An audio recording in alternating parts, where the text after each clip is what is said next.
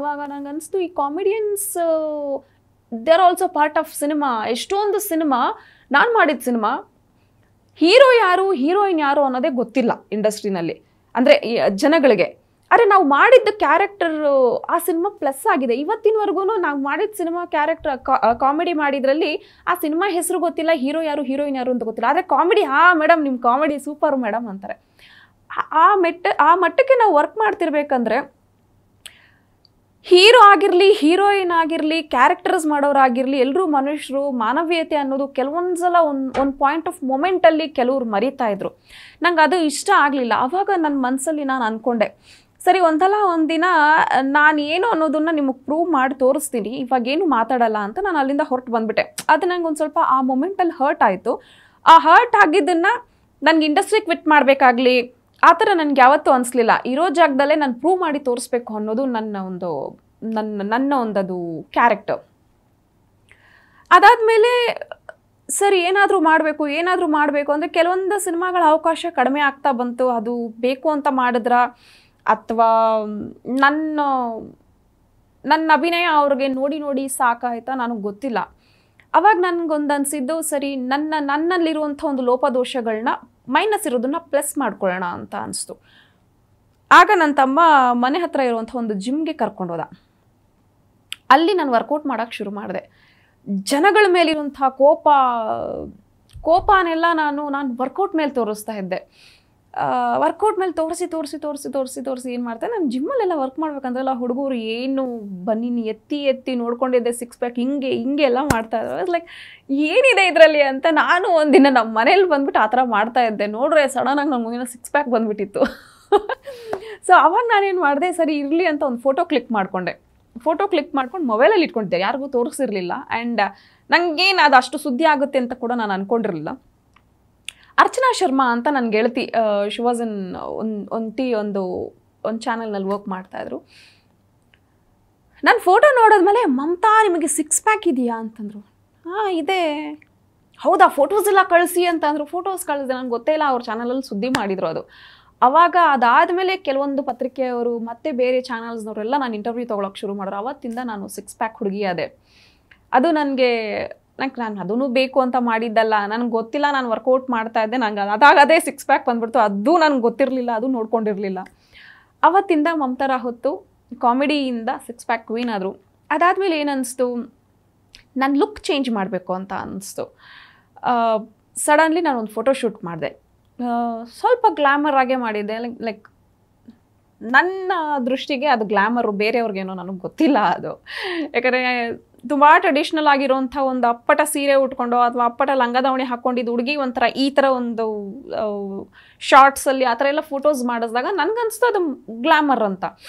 ಒಂದು ಫೋಟೋಶೂಟ್ ಮಾಡಿದ ತಕ್ಷಣ ನಾನೇನು ಮಾಡಿದೆ, ಫೇಸ್ಬುಕ್ಕಲ್ಲಿ ಅದನ್ನು ಅಪ್ಲೋಡ್ ಮಾಡೋಕ್ಕೆ ಶುರು ಮಾಡಿದೆ. ಆ ಫೋಟೋಸ್ನೆಲ್ಲ ನೋಡಿದಂಥ ಒಬ್ಬ ವ್ಯಕ್ತಿ, ಹೈದ್ರಾಬಾದಿಂದ ಶಾನಿ ಅಂತ ಆ ವ್ಯಕ್ತಿ, ಅವರ ಸಿನಿಮಾಗೆ ಒಂದು 250 ಜನರನ್ನ ಆಡಿಷನ್ ಮಾಡಿದ್ದಾರೆ. ಅದು ಹೈದ್ರಾಬಾದ್ ಇರ್ಬೋದು, ಚೆನ್ನೈ ಇರ್ಬೋದು, ಕರ್ನಾಟಕ, ಪಕ್ಕದ ಕೇರಳ ಎಲ್ಲ ಕಡೆ ಆಡಿಷನ್ ಮಾಡಿದ್ದಾರೆ.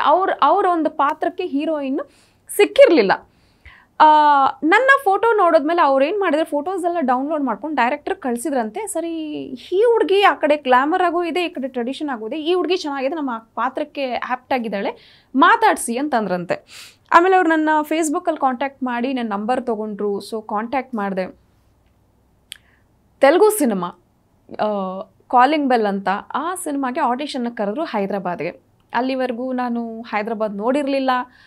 ಆ್ಯಂಡ್ ನನ್ನ ಲೈಫಲ್ಲೇ ನಾನು ಆ್ಯಕ್ಟ್ರೆಸ್ ಆಗ್ತೀನಿ ಅಂತ ಅಂದ್ಕೊಂಡಿರಲಿಲ್ಲ, ಕಾಮಿಡಿಯನ್ ಆಗ್ತೀನಿ ಅಂತ ಅಂದ್ಕೊಂಡಿರಲಿಲ್ಲ, ಸಿಕ್ಸ್ ಪ್ಯಾಕ್ ಮಾಡ್ತೀನಿ ಅಂತ ಅಂದ್ಕೊಂಡಿರಲಿಲ್ಲ, ಆ್ಯಕ್ಟ್ ಮಾಡಿದ್ರೂ ಕೂಡ ನಾನು ಹೀರೋಯಿನ್ ಆಗ್ತೀನಿ ಅಂತ ಅಂದ್ಕೊಂಡಿರಲಿಲ್ಲ, ಹೀರೋಯಿನ್ ಆದರೂ ಕೂಡ ಪರಭಾಷೆಗಳಲ್ಲಿ ಮಾಡ್ತೀನಿ ಅಂತ ಅಂದ್ಕೊಂಡಿರಲಿಲ್ಲ.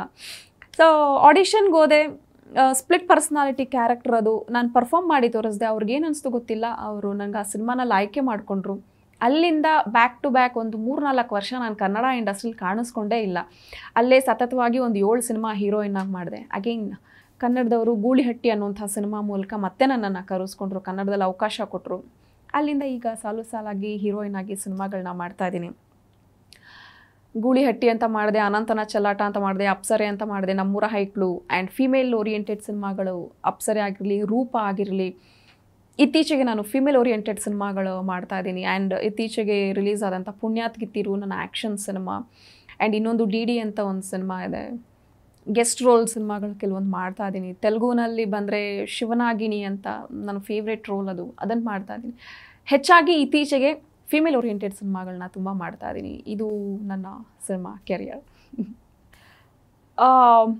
ಈ ಕಾಮಿಡಿಯನ್ಸ್ಗೆ ಯಾವಾಗಲೂ ಒಂದು ಸಮಸ್ಯೆ ಇದೆ. ಅವ್ರು ಬೇರೆಯವ್ರಿಗೆ ನಗಿಸ್ತಿರ್ತಾರೆ, ಆದರೆ ಅವ್ರ ಲೈಫಲ್ಲಿ ಅವ್ರಿಗೆ ಸಂತೋಷ ಎಲ್ಲವೂ ಕೂಡ ಕಡಿಮೆನೆ. ಆದರೆ ನನಗೆ ಅಂಥ ತುಂಬ ಸಂತೋಷ, ಈ ದಿನ ನನಗೆ ಮರೆಯೋಕ್ಕೆ ಆಗ್ತಾಯಿಲ್ಲ ಅನ್ನೋ ಥರ ದಿನ ಯಾವುದೂ ಇಲ್ಲ. ಆ್ಯಂಡ್ ಪ್ರತಿ ಸೆಕೆಂಡು ನಾನು ತುಂಬ ಖುಷಿಯಾಗಿರಬೇಕು ಅಂತಲೇ ಅಂದ್ಕೊಳ್ತೀನಿ. ಆ್ಯಂಡ್ ಚಿಕ್ಕ ವಿಷಯಗಳಲ್ಲೇ ನನಗೆ ತುಂಬ ಸಂತೋಷ ಇದೆ. ನನ್ನನ್ನು ನಾನು ಖುಷಿಯಾಗಿರೋದಕ್ಕಿಂತ ಬೇರೆಯವ್ರಿಗೆ ಖುಷಿಯಾಗಿ ಇಟ್ಕೊಳ್ಳೋಕ್ಕೆ ನಾನು ಪ್ರಯತ್ನ ಪಡ್ತೀನಿ. ಆಯ್ತು ನನ್ನ ಫ್ಯಾಮಿಲಿ ಇರ್ಬೋದು, ನನ್ನ ಸ್ನೇಹಿತರಿರ್ಬೋದು, ನನ್ನ ಅಕ್ಕಪಕ್ಕದಲ್ಲಿರೋರು ಇರ್ಬೋದು, ಅವ್ರನ್ನ ಖುಷಿಯಾಗಿಡೋಕ್ಕೆ ಇಷ್ಟಪಡ್ಕೊತೀನಿ. ಎಸ್, ಒಂದು ಸಿನಿಮಾ ಅವಕಾಶ ಬಂತು ನನಗೆ. ಆ ಸಿನಿಮಾ ಹೆಸರು ನಂಗೆಲ್ಲೂ ಹೇಳ್ಕೊಳಕ್ಕೆ ಇಷ್ಟ ಇಲ್ಲ.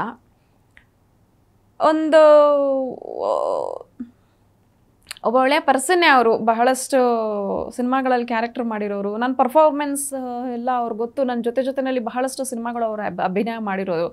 ಒಂದು ಸಿನಿಮಾಗೆ ಈ ಥರ ಕ್ಯಾರೆಕ್ಟರ್ ಕೇಳ್ತಾ ಇದ್ದಾರೆ. ರಮ್ಯಾ ಕೃಷ್ಣ ಅವ್ರು ಮಾಡಬೇಕಾಗಿತ್ತು, ಇನ್ನೊಬ್ರು ಮಾಡಬೇಕಾಗಿತ್ತು, ಆ ಪಾತ್ರ ಅವ್ರು ಮಾಡೋಕ್ಕಾಗ್ತಿಲ್ಲ. ಪ್ರೇಮ ಅವ್ರು ಮಾಡಬೇಕಾಗಿತ್ತು, ಆ ಪಾತ್ರ ಅವ್ರು ಮಾಡೋಕ್ಕಾಗ್ತಿಲ್ಲ. And they are looking for someone who is really talented and performer. ಅದಕ್ಕೆ ನಾನು ನಿನ್ನನ್ನು ಸಜೆಸ್ಟ್ ಮಾಡಿದೆ ಅಂತಂದರು. Well and fine sir, character ಚೆನ್ನಾಗಿದೆ ಅಂತಂದರೆ ನಾನು ಮಾಡ್ತೀನಿ ಅಂತಂದೆ. ಆ ಪ್ರೊಡಕ್ಷನಿಂದ ಅಸೋಸಿಯೇಟ್ ಡೈರೆಕ್ಟರ್ ಕಾಲ್ ಮಾಡಿದ್ರು. She narrated me the story.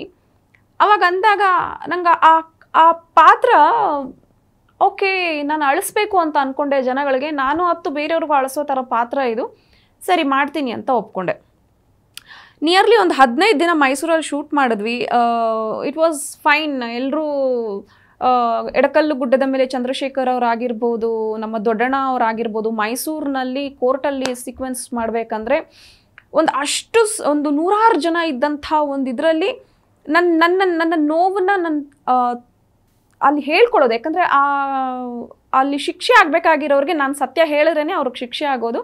ಆ ಥರದೊಂದು ಸಿಚುವೇಶನ್ ಶೂಟ್ ಮಾಡ್ತಿರೋ ಟೈಮ್ನಲ್ಲಿ ಎಂಟೈರ್ ಕೋರ್ಟೇ ನಿಂತ್ಕೊಂಡು ಅಪ್ಲಾಸ್ ಮಾಡಿದಂಥ ದಿನ ಅವತ್ತು ನನಗೆ.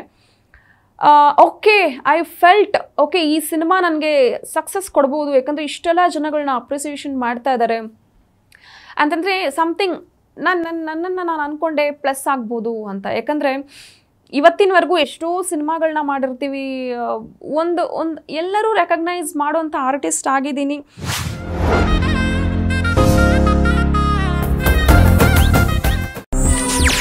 ಹೆಚ್ಚಿನ ಸುದ್ದಿಗಳಿಗಾಗಿ ನಮ್ಮ ಚಾನೆಲ್ನ ಸಬ್ಸ್ಕ್ರೈಬ್ ಮಾಡಿ.